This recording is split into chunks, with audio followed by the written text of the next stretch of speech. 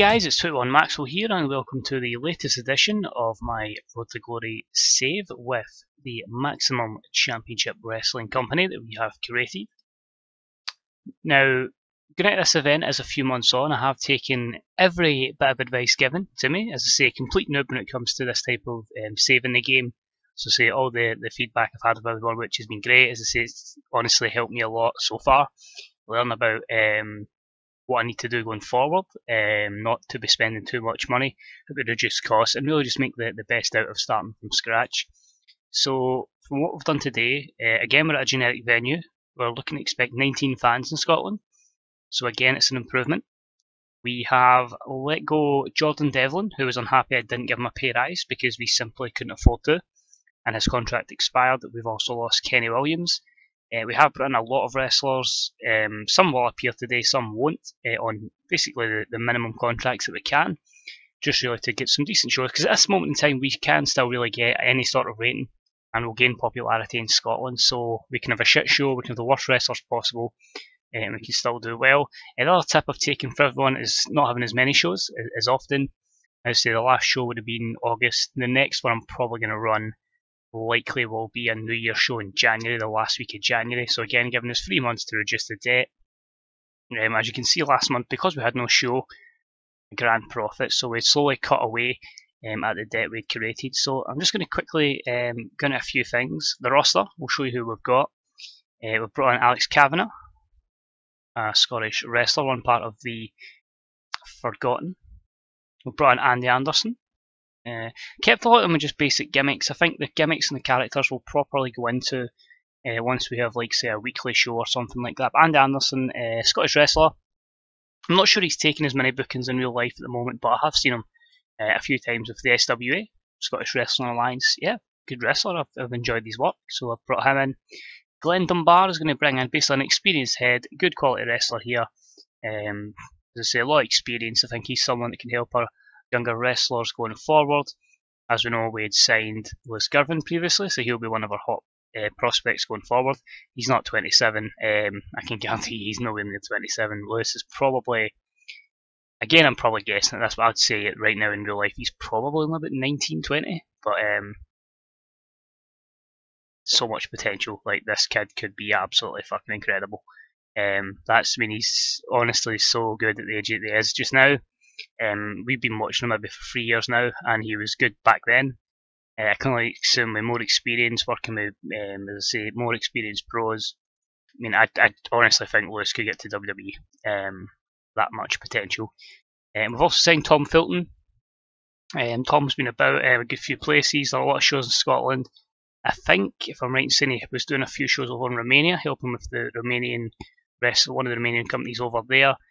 So good bit of experience, can do a lot of cool stuff, and again, just someone I think adds a bit of character, and we can bring him in. So for the financial side, the 3 months we didn't run the show, you can see there, nearly $1,000 last month. We'll probably lose money this month, but as I say, it gives us a chance. Sponsors money was down, merchandise was down, but as I say, not running a show has certainly saved us a bit of cash. We'll probably, I would think, move to probably about 10,000 in debt again. But if we maybe get that to about 8, maybe 7, going into January for that show, I'll be quite happy. So without further ado, we'll kick on. It'll be a short show. It is MCW Horror Halloween. Here we go. Short show. Let's kick it off. So to start off, Tom Fulton comes out, just really introducing himself to the crowd. He says he's in here to do some just insane stuff, really just, entertain the fans and just really put on a good show. The 18 fans are grateful for this. He gets an F+14. Tom Fulton debuts an old school face gimmick, wholesome. Initial rating of above average. This crowd got off to a strong start and they were hot for him, so that's good to see. As I say, could be someone that could be here for a long time, it just depends how he goes. But his match was okay. Tom was off his game. Few negatives there actually, looking at that injury, but as I say, it was about that had terrible wrestling and non-existent crowd heat. We saw Tom Fulton defeat Andy Anderson in 10 minutes and 5 by pinfall. The F+15. Andy Anderson sustained a broken scapula. He also debuted a cocky heel gimmick, which got an initial rating of above average. If a lot of the gimmicks are going to be the same, I'll probably look to import a gimmick folder, just so we can have a better idea of the gimmicks we're using going forward. We'll see how that is over time. These performances are all rated on just in-ring styles of our company, not popularity. So Tom Fulton with a 17, Andy Anderson with an 11. It's disappointing. Andy does gain performance skills. I'm assuming the injury will put him out for a bit of time. Quite a lot of negatives here. Obviously, we were looking to do a storytelling match for this one, as it was going to be the weakest match on paper. Both men with poor selling, a lot of negatives for Andy Anderson there. Poor at portraying a heel, lack of psychology. But again, it's the lowest leagues we can get in TW, and as I say, as we look to improve, hopefully we can help the workers develop in game. And Tom Fulton got heat backstage after the match for injuring Andy Anderson with a botched move. Next up, it was a bout that had a decent reaction and it had some subpar wrestling. We had Mark Coffey defeat Lewis Girvan in 1751 by using a foreign object. This was an E27. Both gentlemen are getting better at their gimmicks. Both were getting tired by the end of the match, so that's disappointing. I was hoping these guys would be able to give us 20-30 minute matches down the line, and both with an in-ring rating of 26. No skill improvements, but the real deal, Mark Coffey gets the win. Both men with negatives for stamina. And after the match, it was an even matchup. It was really one of these ones that was going to be the breakout of Lewis Girvan, showing how good he's gotten. And Mark Coffey attacks him after the match, resulting in an E20 segment. The thing is, the likes of Lewis Girvan and Mark Coffey, they are gaining pop at a really decent rate. For the UK anyway, because of their association with ICW, so they are getting over, and it does help their ratings a little bit. And next up, as promised, our main event for this evening was about to had a decent reaction from the crowd, but subpar wrestling, and it was Joe Coffey defeating Michael Chase in 1952 with a pinfall via the Black Coffee Maneuver, and Joe makes the third defence of the MCW Heavyweight Championship title. So E plus 32. Michael Chase was tiring towards the end of the match. Joe Coffey with 35, Michael Chase with a 21. Michael Chase also improving performance skills. Negatives there, inconsistency of both wrestlers, the stamina of Michael Chase. And despite this, Joe Coffey says, well done, it was a valiant effort, but in the end, the real deal was able to, Joe Coffey was able to stand out tall as champion. Goes to offer to shake the hand of Michael Chase, and Michael Chase just laughs, refuses, and walks off. So, champion doesn't get the respect of Michael Chase tonight, but an E-19 to end the show, and we'll probably be looking at a high 29 overall. Well, maybe not as high, an E27, so we've had better shows. But as previously stated, this of course will gain us pop in one region, and to keep them happy we will give positive feedback to Joe Coffey and Lewis Girvan.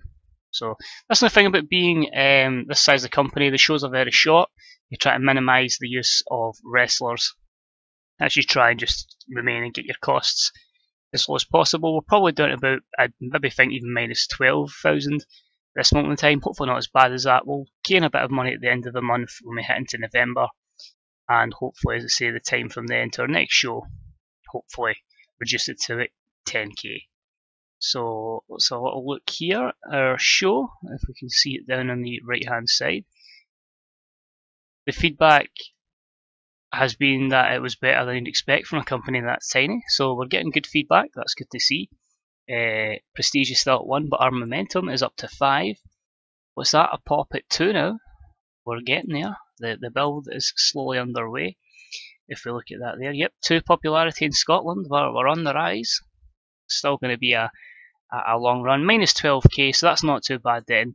As I say, we'll get that 12.2, probably down to less than 10 by this month. I'd like to think we would be sitting about minus 9, minus 8,000 by the time that January show hits. So I'll probably do maybe 4 shows a year, just go nice and slow and steady, just to make sure we're keeping in the right financial markets. Medical, so Andy Anderson is going to be out for 5 months in the 3 weeks.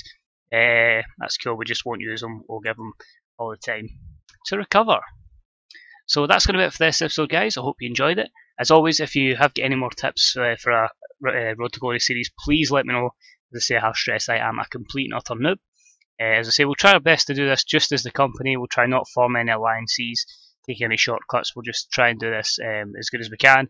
If it lasts long term, well, most of my saves do tend to last long term, so hopefully that'll be the case here. But as always, guys, let me know how your Road to Glories are getting on. If you've started in the Cornellverse, let us know how you've approached that, or if it has been with a real world mod, let me know how you've signed, what your company is, any Skyazos, put them in the comment section below. What the world see, how you're booking TW, and as always, any likes, subscriptions, etc. etc. are always deeply appreciated. Anything that helps get the name of TW out there. A lot of wrestling fans don't have a clue about the game, so if we get that promoted and we can get more people playing the game, as I say, it's a small community, we can only get bigger and bigger. So as always, guys, thank you for watching, take it easy, and I'll see you next time for some more MCW Road to Glory. Bye bye.